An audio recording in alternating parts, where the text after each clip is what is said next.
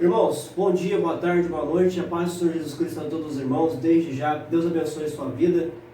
A gente está retornando mais uma vez para a segunda parte do vídeo que nós trouxemos na semana passada, que o nosso texto básico que está sendo usado está no livro de Tiago, capítulo 1, e versículo 19, onde nos exorta a estarmos sempre prontos para ouvir, sermos tardios para falar e, semelhantemente, tardios para se irar.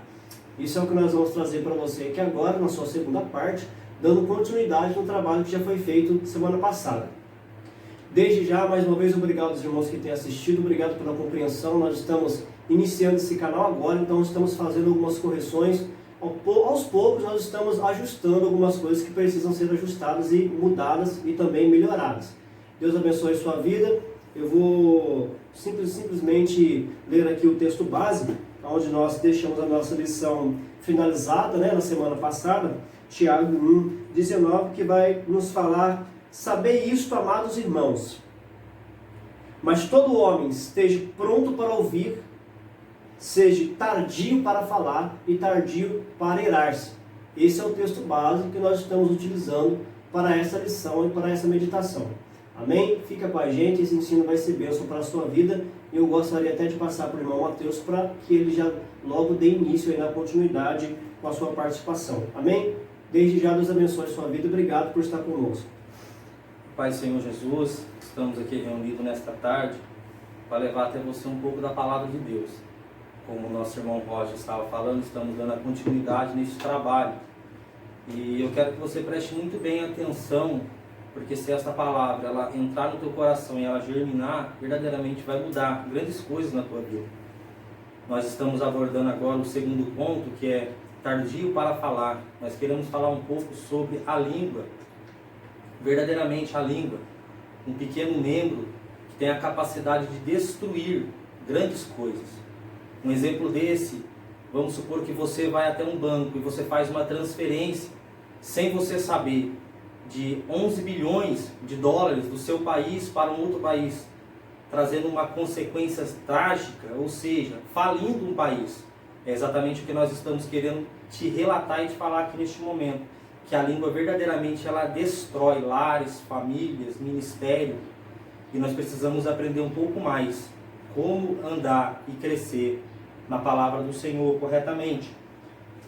Quero que você leia comigo 1 João, no seu capítulo 3, 1 João, no seu capítulo 3, o versículo 15, ele vai estar nos dizendo dessa seguinte maneira: qualquer que aborrece ao seu irmão é homicida, e vós sabeis que nenhum homicida tem permanente nele a vida eterna.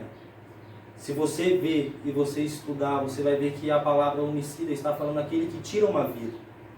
E verdadeiramente uma palavra pronunciada de forma errada, uma palavra pronunciada em uma contenda, em uma intriga, tem a capacidade de tirar uma vida. E qual é a consequência? Muito trágica. Agora eu te levo para Gênesis, para que você venha entender. Eu quero trazer algo para você do início da criação. Gênesis no seu capítulo 4, no versículo 11, nós vamos estar lendo. Olha o que Deus diz para Caim, após ele ter cometido um assassinato. E agora maldito és tu desde a terra, que abriu a sua boca para receber da tua mão o sangue do teu irmão. Quando lavrares a terra, não te dará mais a sua força. Fugitivo e errante será na terra.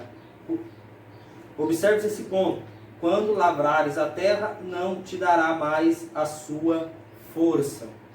Então o problema se iniciou aqui e vem se agravando até os dias de hoje. O que a palavra de Deus está querendo nos mostrar aqui: quando Caim ele derramou o sangue de Abel, a terra já não devolveu mais a força necessária para a produtividade que o homem necessitasse para poder lavrar a terra. E assim acontece até os dias de hoje, ou seja, todas as vezes que você fala de alguém, todas as vezes que você mata alguém com a língua, você é um homicida. E o sangue derramado sobre a terra já não devolve mais a força a ti. Muitas das vezes nós não entendemos, nós procuramos vamos dizer assim, de vários aspectos, de várias formas. Por que muitas das vezes eu não sou abençoado? Por que a minha bênção não chega? Por que eu sou privado de muitas das coisas?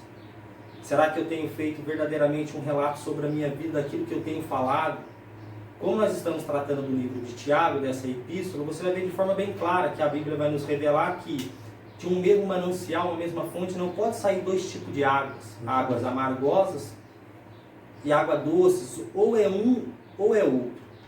Para você entender melhor o que nós estamos querendo dizer, língua nociva ou língua maligna, língua má, hoje é usado na cultura de Israel como Lashon Hara, que significa literalmente língua má, língua maligna.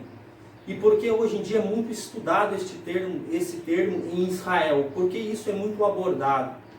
Porque aquele que fala mal do teu irmão, ele toma um lugar como um juiz, como aquele que julga. E o próprio Satanás queria ser juiz, queria julgar, querendo tomar o lugar de Deus. Ele queria ser igual a Deus. Então todas as vezes que você comete o pecado de querer falar mal do seu irmão, ser melhor do que o seu irmão, na prática, no falar, em contenda, em intriga, você vai ver que você está se colocando nesse mesmo patamar de juiz, e só quem julga é Deus. Você não tem direito para julgar ninguém. Então é melhor que nós entendemos. Para que você venha entender melhor o que eu estou dizendo, eu quero contar uma pequena história, um pequeno relato, um pequeno fato, e depois o nosso irmão Roger já vai estar expandindo melhor, e você vai ser acrescentado em nome de Jesus. Você vai ver que em Israel, uma aldeia, havia um rabino, e este rabino ele tinha os seus discípulos. E esse rabino todos os dias pela manhã ele passava em uma frutaria e ele comprava uma fruta, ele deixava pago a fruta. Como à tarde tinha muita gente naquela frutaria, ele deixava paga pela manhã e ele a retirava à tarde. Até que certa vez entrou um jovem para trabalhar nesta frutaria, e o nome deste jovem era Moshe, que é em hebraico Moisés. E Moshe trabalhava agora no período da tarde, não era um período integral. E todas as vezes o rabino passava pela manhã, pagava a maçã, e no final da tarde ele pegava essa maçã. Mas agora este jovem, observando isso, guarda para si mesmo. Até que um certo tempo ele vai e comenta, e diz para a tua esposa que o rabino estava roubando uma maçã. E todos os dias o rabino passava e ele roubava. E ele diz, e ele é tão dissimulado que ele ainda cumprimenta todo mundo, sorri, brinca e vai embora como se nada tivesse acontecido. E aquele fato cria uma grande repercussão, e isso vai correndo pelas aldeias até que chega num sábado. Se você vê, o sábado é o Shabat em Israel, é muito esperado, e ali acontece na sinagoga agora o culto do sábado dos judeus. É interessante quando você observa isso, que o rabino ele chega agora na sinagoga e não tem ninguém na sinagoga. Ele pergunta ao seu discípulo, o que está acontecendo? Cadê as pessoas? Aonde eles foram, que ninguém vem aqui na sinagoga, tem enfraquecido aqui a movimentação, as pessoas não têm vindo mais. E o seu discípulo, conhecendo o pecado da língua, para não defamar o seu rabino, como o rabino perguntou, ele respondeu, é bem verdade que ninguém quer ter um rabino ladrão. E neste exato momento o rabino, mas quem falou isso? Ladrão, como assim? Ele disse, o Moshe, lá da frutaria, falou que toda manhã o Senhor passa e rouba uma maçã. E ele contou para a esposa, que a esposa contou para a amiga, que a amiga contou para o marido, que o marido espalhou para toda a aldeia. E assim todos falavam que o rabino era ladrão. O que é interessante você observar, então agora o rabino, ele chama Moisés, fala, Moisés, o que você diz? Que eu roubei, que eu estou roubando todos os dias uma maçã? E ainda Moisés, sem entender, vai dizer para ele, rabino, e o Senhor não precisa, o Senhor tem uma vida boa, o Senhor não precisa roubar. Aí ele vai dizer para Moisés, Moisés, sabia que há 15 anos eu compro nessa frutaria? Há 15 anos eu passo, pago a maçã pela manhã e retiro à tarde. Qual o período que você trabalha? É integral? Não, trabalho só à tarde. Então, Moisés, você não me vê pagando a maçã pela manhã e eu a retiro à tarde. E nesse exato momento, Moisés, sabendo que havia defamado o rabino e havia pecado no Lashon Hara, na língua maligna, na língua nociva, e aquilo havia criado uma grande repercussão, ele diz, rabino, o que eu devo fazer? O que as escrituras dizem que eu devo fazer para ser perdoado deste meu pecado? Ele diz, vai embora e volta amanhã. E a partir do momento que este jovem ele volta no dia seguinte para conversar com o rabino vai dizer para ele, agora você pega um travesseiro de fronha, com penas, sobe em cima da tua casa, e quando soprar o vento oriental, você rasga ele e joga as penas ao vento. E exatamente desta maneira faz o jovem, sem entender, porque a cultura judaica tem muito simbolismo, ritualismo, Então você vê que ele rasga esse travesseiro e essas penas agora elas voam longe. E ele volta alegre, dizendo: Rabino, fui perdoado do meu pecado. E o Rabino vai dizer: perdoado do teu pecado você foi a partir do momento que você confessou. Agora reparar o teu erro, volta lá. Pega cada pena, põe dentro da fronha e traga até a mim. Aí você vai reparar o seu erro. E ele vai dizer: Rabino, isso é impossível. Eu não consigo mais juntar todas as penas e colocar de novo e formar um travesseiro. Ele está dizendo exatamente: o pecado da língua, há perdão, mas não há reparo. Todas as vezes que você disser algo, uma palavra falada, ela não torna mais atrás. Você pode ser perdoado, mas você nunca vai conseguir reparar mais o erro que você fez. Então é muito importante que nós, com este aprendizado, com esta lição, temos a observar que nós precisamos controlar a nossa língua. A Bíblia vai dizer claramente que aquele que controla a sua língua, esse consegue ter o controle do teu corpo. E nós precisamos ter sabedoria para que nesses dias nós venhamos frutificar e crescer no Senhor. Então use a tua boca, use a tua língua como um profeta na terra. Amém? Eu quero estar passando para o nosso irmão Roger, ele vai estar expandindo esse assunto. Nosso irmão Roger, alguns que conhecem, quem não conhece, nosso irmão Roger, ele tem do básico ao bacharel em teologia, um grande conteúdo, um vasto ensino para passar para cada um de nós. E ele vai estar aqui acrescentando muito mais informações e eu creio que vai enriquecer na tua vida. Amém? Irmãos, Jesus é bom, né? Graças a Deus, é pela graça de Deus que nós estamos aqui mais uma vez. E nesse estudo sobre a língua, é importante ressaltar também aqui a anatomia da língua. Eu estava observando aqui, Mateus, hoje, antes de estar vindo aqui na casa do irmão Mateus, onde a gente grava os nossos vídeos, eu estava observando hoje um estudo que fala um pouco sobre a língua. E aquele estudo científico, ele disse que a língua, em toda a sua boca, na verdade, em toda a boca do homem, nós temos mais de 600 bactérias. E em 1 milímetro de saliva contém 1 milhão delas. 1 milhão de bactérias só em 1 milímetro de saliva. E 50% de todas as bactérias que estão na boca, elas vivem sobre a superfície da língua. E também eu estava observando que o estudo dizia que além de tudo isso, se a língua for limpa de uma forma adequada, de uma forma correta, como nós conhecemos, escovando e usando o raspador de língua, você pode prevenir com essa limpeza, se ela for bem feita, muitas doenças. E se você observar pela ciência humana e trazer essas características da língua para a Bíblia, você vai observar que essas características refletem uma atmosfera espiritual. Da mesma forma, se você limpa da maneira correta a sua língua, espiritualmente falando, você a refreia, você a controla, você evita de contaminar muitas pessoas e de se contaminar. E se você observar da mesma maneira que em uma ciência humana, a língua ela está contaminada, espiritualmente também você consegue transmitir doenças, bactérias, que vão matando as pessoas aos poucos com as suas palavras, quando elas são pronunciadas de uma forma enganosa, de uma forma errada, melhor dito. Quantos pregadores não estão subindo em cima de nossas tribunas e com palavras praticamente desorganizadas, desordenadas, palavras que não foram impostas, nem ditas por Deus, estão matando as pessoas que as estão ouvindo. Eu lembro de um dia que eu estava em uma festividade, um congresso. Tinha comigo do meu lado um jovem que ele tocava violão na igreja onde eu estava e ele cantava os hinos da harpa onde ele congregava. E ele estava comigo ali do meu lado e de repente o pregador em cima da tribuna olhou para toda a igreja diante de posse do microfone e ele disse: o meu ouvido não é pinico, se a pessoa não tem um louvor, se a pessoa não canta afinado, se a pessoa não canta no tom correto, com uma voz bonita, o meu ouvido não é pinico, eu não sou obrigado a ouvir. Aquele irmão, sem o entendimento, na verdade, de que de fato o nosso objetivo é agradar a Deus, ele se desanimou, ele olhou para mim e disse: irmão Roger, a partir de agora eu não canto mais, eu não toco mais, porque depois do que eu ouvi aqui, como é que ele pode dizer isso? Depois do que eu ouvi aqui, eu não quero mais cantar, eu não quero mais tocar.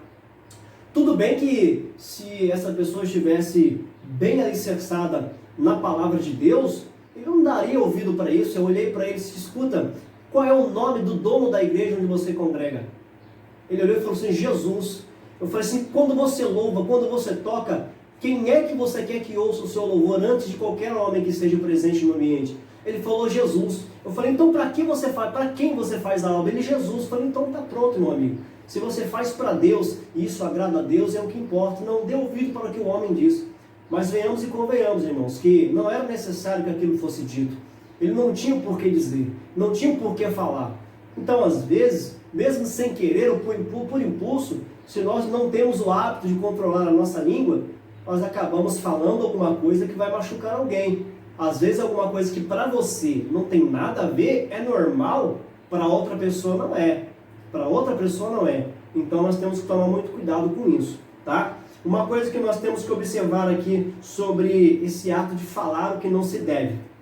Se você abrir a sua Bíblia comigo agora em Tiago, capítulo de número 1 e versículo de número 26, vai estar escrito assim: se alguém entre vós cuida de ser religioso e não refreia a sua língua, antes engana o seu próprio coração, e a religião deste é vã.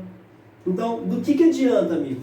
Como o Mateus disse aqui, do que adianta eu ter uma faculdade teológica, eu ser um pregador da palavra, eu ser um diácono, um cooperador, um presbítero, um evangelista, um missionário, um pastor? Do que adianta, amigo, você ter cargo na congregação, você ter um anel de pirulito no dedo? Do que adianta você ter uma formação teológica, nos seus argumentos, você ser sempre bem claro, bem específico, você ter uma hermenêutica praticamente intacta, infalível, perfeita? Do que adianta você ter um conhecimento vasto da palavra, você ser uma pessoa que jejua, você ser uma pessoa que ora, se quando você está conversando com alguém, ou quando você toma de posse de microfone, você fala coisas inadequadas e você mata pessoas com suas palavras? E isso a gente observa nos dias de hoje, isso tem sido muito bem visto nos dias de hoje. Quantas pessoas sobem nas nossas tribunas com anel de bacharel em teologia na mão, mas quando abre a sua boca, mata as almas ao invés de edificar, mata. Quantas pessoas em cima de um púlpito são santas, atrás de uma tribuna pregando, são os melhores, são os santos, são pregadores, são pentecostais, são avivados, mas em uma roda de amigos, quando conversa, fala mal do pastor, fala mal do círculo de oração, fala mal da irmã, fala mal do irmão. Qualquer que seja a religião de alguém, a partir do momento em que você não consegue, que você não é capaz de controlar a sua língua e as suas palavras, você, antes de enganar as pessoas, você está enganando a si mesmo primeiro. Aqui em Tiago capítulo 26 diz aqui que antes de enganar qualquer um que te ouça, você está enganando você mesmo. Amigo, o que vai te levar para o céu não é religiosidade, tá? O que vai te levar para o céu é um compromisso com Deus e com a obra de Deus. E se você tem um compromisso, quem tem, melhor dito, um compromisso com Deus e com a obra de Deus, uma das coisas que ele precisa entender é que ele tem que dominar a si mesmo. E uma das coisas que você tem que dominar em si mesmo é a sua língua. Porque uma vez que você profere uma palavra maldita, aquela palavra ela não vai retornar vazia, ela vai voltar com consequências. Uma outra coisa que você tem que observar também já está no livro de Tiago, capítulo 3, e versículo de número 2, que vai nos falar: porque todos tropeçamos em muitas coisas. Todos tropeçamos em muitas coisas. Se alguém não tropeça em palavra, o tal varão é perfeito e poderoso também para refrear todo o seu corpo. Amigo, quem é que não tem defeito? Né? Quem é que nunca tomou uma decisão errada? Quem foi que nunca falou algo de uma forma precipitada? Todos nós temos defeitos, temos erros, pecamos, falhamos em várias coisas. Sabe por quê? Porque embora você seja um servo de Deus, embora você seja um pregador, embora você seja uma levita, embora você tenha qualquer que seja o cargo que está sobre as suas mãos no ministério ou em qualquer outro lugar, por mais que você seja renomado, você ainda não é perfeito, tá? Você ainda está em uma matéria humana, você ainda é um ser humano, você ainda é carnal, então você sempre vai cometer erros e falhas, tá? Isso é importante, você não é o super-homem nem a mulher maravilha, tá, amigo? Tá bom, irmã? Então você sempre vai errar e sempre vai falhar. Porém, meu amigo, uma coisa é certa: Nós somos falhos e errantes, mas se tem uma coisa que vai valorizar muito a sua personalidade, é se você consegue frear a sua língua. Porque se você observar, se você faz um negócio mal feito, você pode consertar. Se você quebra alguma coisa, você pode arrumar. Se você toma uma decisão errada, você pode retornar, retroceder e consertar aquilo, remediar aquilo. Mas uma vez que uma palavra é dita, como já foi dito pelo Mateus na história do jovem, né, Moisés, que infelizmente falou o que não devia do rabino, e quando o rabino deu ordem a ele para que fizesse aquilo com o travesseiro de soltar as penas no vento, ao mesmo tempo que ele não conseguia recolher todas aquelas penas, é a palavra que foi dita, que uma vez que é dita, não tem como retroceder, ela já foi dita. Para encerrar aqui a minha participação, para o vídeo não ficar muito grande, eu estava observando por esses dias, eu estava lendo alguns artigos, né, no Google. Eu sempre procuro muitas histórias no Google, alguns testemunhos, eu sempre procuro coisas ali porque o Google tem muita coisa ruim, mas também para quem sabe utilizar tem muita coisa boa. Eu estava vendo a história de um mestre filósofo dando aula em uma faculdade de filosofia e bem precário, né, na Índia. E eu lembro que esse filósofo, ele estava dando oportunidade para que alguns dos seus alunos citassem alguma coisa, ou que pensassem, qualquer que seja. Quem quiser falar alguma coisa, expressar o que pensa, fique à vontade. Ele deu um tempinho para os seus alunos. E um dos seus alunos olhou para ele e falou assim, eu quero citar algo. Ele falou, então diga. Ele olhou e disse assim, o meu pensamento é que quando se fala sem pensar, é o momento em que falamos de fato o que nós sentimos. Porque às vezes quando a gente pensa para falar, a gente começa a analisar e se importa muito com o que as pessoas vão pensar e acaba não falando. Então, na minha opinião, quando se fala sem pensar, de fato se fala o que se sente. É verdade, irmão? É verdade, é uma verdade. De fato é verdade. Mas o mestre, né, o professor de filosofia, olhou para ele e disse, mas pensa uma coisa. Uma coisa tem que ser analisada. Se você fala aqui agora algo sem pensar, uma vez que essa palavra foi dita, tem uma coisa que você precisa entender. Que depois que você falou algo sem pensar, aquilo quando foi ouvido por alguém, a pessoa vai pensar sobre isso durante muito tempo. Então você pode falar algo sem pensar aqui agora. Para você não vai gerar consequência nenhuma de imediato. Mas aquela pessoa que ouviu o que você falou sem pensar, vai pensar nisso durante muito tempo. A Bíblia também vai dizer ainda no livro de Tiago, que a língua ela tem o poder de incendiar. E o fogo, uma vez que ele toma uma proporção grande, ele fica praticamente incontrolável. Ele queima tudo no seu caminho. Da mesma maneira, amigo, uma palavra que você fala sem pensar, conforme aquela pessoa que a ouviu vai pensando nela, aquilo vai criando uma chama com proporções enormes. Aquilo vai crescendo, entendeu? E aquela palavra que você disse sem pensar vai destruir muitas pessoas. Vai destruir a vida de muita gente. Para encerrar aqui, que o vídeo já está com 25 minutos, o irmão Mateus falou aqui na lição passada, e eu achei muito importante, eu gostaria de frisar e trazer para você novamente, que o Mateus disse que Adolf Hitler matou muitos, milhares de judeus, mas ele matou a matéria física, não a matéria espiritual. O próprio Deus vai falar, não temam aquele que mata a carne, mas temam aquele que mata a alma e lança nas profundezas do inferno. Isso é o que a Bíblia diz. Porque a morte espiritual é a pior morte que tem. E para encerrar a minha participação, se você quer ver uma arma que é capaz de matar espiritualmente alguém, é a sua língua, as suas palavras. Uma vez que você proferiu uma palavra de maldição, com certeza você vai matar alguém. Então, cuidado com as suas palavras, seja pronto para ouvir e aqui neste tópico, tardio para falar. Pensa bem no que você vai falar para que você não cause uma morte espiritual em alguém. Tá bom? Deus abençoe a sua vida em nome de Jesus Cristo. Glória a Deus. Irmãos, vocês guardem isso, que vocês vivam isso. Você que prega a palavra do Senhor, você que evangeliza, você que tem um chamado, né? Você vai ver que Jesus, ele transmitiu vida porque ele tinha vida. Então é bem verdade que um pregador, ele pode tanto transmitir vida ou transmitir morte. Então só transmite vida quem tem vida. E até na dificuldade, na tribulação, aquele que está com Cristo ainda assim fala de coisas grandiosas. Vou falar bem rápido para você entender. Na cruz do Calvário, duas pessoas, nós tínhamos ali um ladrão. Você vê que ele falava de reino e Jesus falou de paraíso.